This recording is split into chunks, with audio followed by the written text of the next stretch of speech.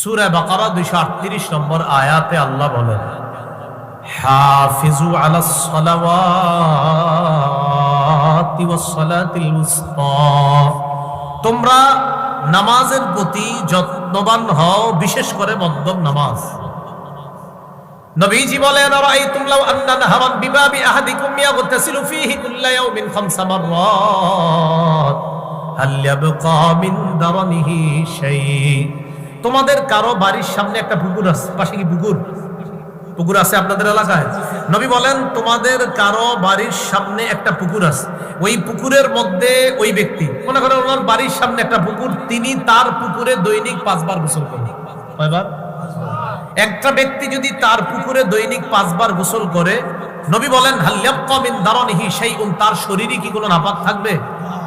নবী বলেন ফাযালিকা মিসলু সালাওয়াতিল খামসি ইয়ামহুল্লাহু বিহিন্নাল খাতায়া, যেমনি ভাবে 5 বার গোসল করলে তার শরীরের মধ্যে কোনো ময়লা থাকে না, 5 ওয়াক্ত নামাজ যদি কোনো বান্দা আদায় করে, আল্লাহ পাক রব্বুল আলামিন তার এই গুনাহ নামক ময়লাগুলো দূর করে দেয়।